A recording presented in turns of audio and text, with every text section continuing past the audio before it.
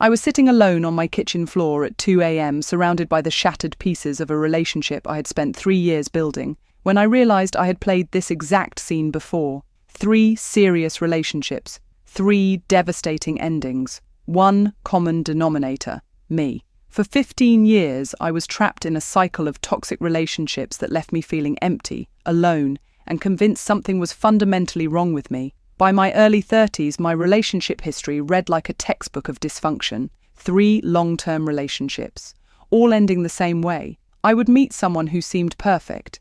I would pour everything into making them happy. I would slowly lose myself in the process. They would grow distant. I would try harder. They would pull away more.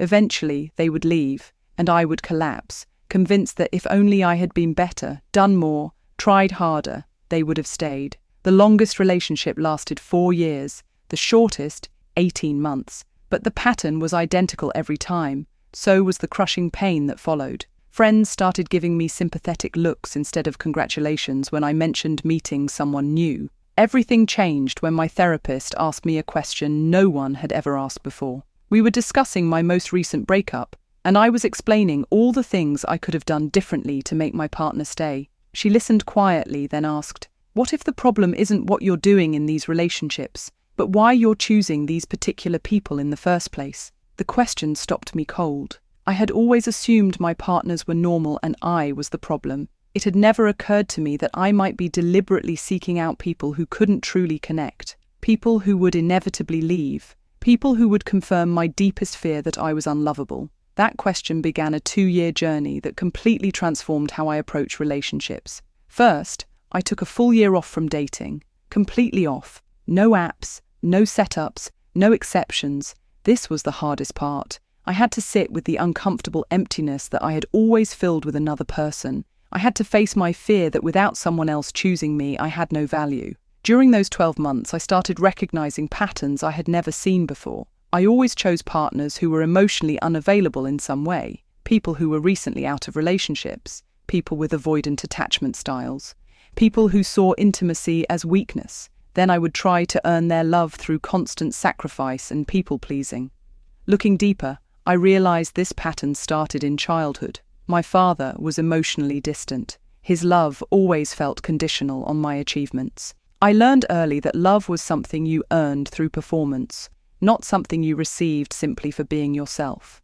I had spent my adult life unconsciously seeking out people who felt familiar, people who would make me work for affection, people who would never fully show up. I was trying to win the love I couldn't get as a child. As I began dating again, I created new rules for myself. I paid attention to early signs of emotional unavailability instead of ignoring them. I noticed when I felt the urge to abandon my own needs to please someone else. I recognized when I was attracted to someone specifically because they seemed slightly out of reach. Most importantly, I stopped when these patterns appeared. Even when it was painful, even when every instinct told me to try harder, I walked away from connections that once would have consumed me. The truth I never expected to discover is that healthy love feels uncomfortable at first when you're used to toxic patterns. It feels too easy, too secure, suspiciously drama-free. Your brain keeps waiting for the familiar rush of anxiety that you've mistaken for passion, the constant fear of loss that you've confused with love.